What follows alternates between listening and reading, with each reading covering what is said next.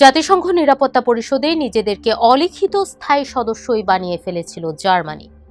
10টি অস্থায়ী আসনের একটি নিয়মিতই পেয়ে এসেছে বার্লিন। কিন্তু এবার সেই প্রথা ভেঙে গেছে। পশ্চিম ইউরোপ ও অন্যান্যদের জন্য বরাদ্দকৃত 2টি আসনের একটিও জার্মানিকে জিততে দেয়নি অস্ট্রিয়া ও পর্তুগাল। গত কয়েক দশক পর এমন ঘটনায় এখন তোলপাড় চলছে জার্মানিতে। চলছে হারের ময়না তদন্ত, যেখানে ঘুরে ফিরে অভিযোগের আঙ্গুল ইসরায়েলের দিকে। জার্মানির জাতিসংঘ নিরাপত্তা পরিষদের আসন হারানোর সঙ্গে ইসরায়েলের সম্পর্ক কি? চলুন জেনে আসা যাক। সঙ্গে আছি আমি, বর্ণা দাস।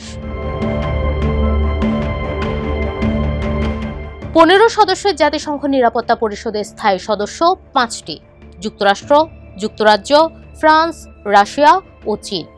বাকি 10টি অস্থায়ী সদস্য দেশের মেয়াদকাল 2 বছর। প্রতি বছর ভোটাভুটির মাধ্যমে 5টি নতুন দেশকে 2 বছরের জন্য নির্বাচিত করা হয়। অতীতের বছরগুলোতে 10টি অস্থায়ী সদস্য দেশের মধ্যে জার্মানির নির্বাচিত হওয়া ছিল অবধারিত, কিন্তু 2027-28 মেয়াদের জন্য হওয়া সেই নির্বাচনেই হেরে গেছে জার্মানি। দেশটির পররাষ্ট্রমন্ত্রী জোহান ওয়ারেফুল পেয়েছেন 104 ভোট, যা কিনা প্রয়োজনীয় ভোটের চেয়ে 23 ভোট কম।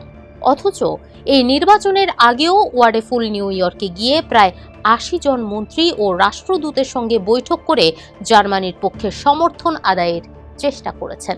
কিন্তু দিন শেষে ফলাফলে উঠে এসেছে ব্যর্থতার চিত্র।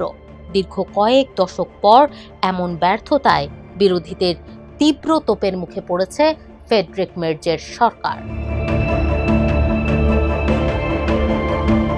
নিরাপত্তা পরিষদে জার্মানির এই আসন হারানো কিছুতেই মানতে পারছে না বিরোধীরা। ডানপন্থী দল এএফডি এর নেতা অ্যালিস ভাইডেল এই ফলাফলকে বার্লিনের জন্য লজ্জাজনক বলে মন্তব্য করেছেন। অন্যদিকে সোশ্যাল ডেমোক্রেটিক পার্টির নেতা আদিস আহমেদোভিচের ভাষ্য, বিশ্ব জার্মানিকে কিভাবে দেখে এই ভোট তার প্রতিচ্ছবি। দেশ জুড়ে তুমুল সমালোচনার মুখে ইসরায়েলের দিকে অভিযোগের আঙ্গুল নির্বাচনে হারা ওয়ারেফুলের। তার ভাষ্য, ইউক্রেনের প্রতি জার্মানির দৃঢ় সমর্থন এবং ইসরায়েলের প্রতি বিশেষ অবস্থান ভোট হারানোর কারণ হতে পারে। তাছাড়া দ্বিতীয় বিশ্বযুদ্ধের নাৎসি গণহত্যার ঐতিহাসিক দায়বদ্ধতার কারণে জার্মানির ইসরায়েল প্রীতি অনেকের কাছে গ্রহণযোগ্য নাও হতে পারে। অনেক বিশ্লেষক মনে করেন ইউক্রেন নয়, বরং ইসরায়েলকে সমর্থন করাই জার্মানির পরাজয়ের মূল কারণ।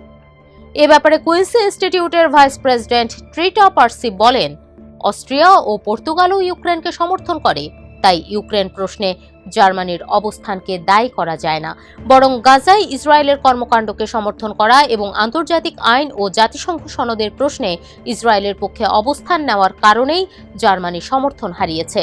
জাতিসংঘ মানবাধিকার বিষয়ক হাই কমিশনার দপ্তরের সাবেক কর্মকর্তা ক্রেইগ মোকহিবার অবস্থানও একই। তার ভাষ্য, ফিলিস্তিন ও ইরান প্রশ্নে জার্মানির অবস্থান এবং মানবাধিকার কর্মীদের প্রতি আচরণ এই পরাজয়ের পেছনে বড় কারণ। কেননা ফিলিস্তিনপন্থী বিক্ষোভকারীদের বিরুদ্ধে কঠোর ব্যবস্থা নিয়েছে তারা, যা আন্তর্জাতিক মহলে সমালোচনার জন্ম দিয়েছিল। এর বাইরে গাজা ইস্যুতে জাতিসংঘে বার্লিনের নীরব ভূমিকা, ইসরায়েলের কাছে অস্ত্র বিক্রি ও আন্তর্জাতিক অপরাধ আদালতের গ্রেফতারি পরোয়ানা জারির পরও ইসরায়েল সফর করে দেশটির প্রধানমন্ত্রী বেনিয়ামিন নেতানিয়াহুর সঙ্গে জার্মান চ্যান্সেলর মের্জের দেখা করা, যা ভালোভাবে দেখেনি আন্তর্জাতিক মহল। ফলে প্রভাব পড়েছে ভোটে। জাতিসংঘ নিরাপত্তা পরিষদে জার্মানির এই আসন হারানো প্রশ্নের মুখে ফেলে দিয়েছে দেশটির ভাবমূর্তিকে। সেই সঙ্গে মের্জ সরকারকে চোখে আঙ্গুল দিয়ে দেখাচ্ছে গাজায় হত্যাযজ্ঞ চালানো ইসরায়েলকে সমর্থন দেওয়াকে কোন চোখে দেখে আন্তর্জাতিক সম্প্রদায়।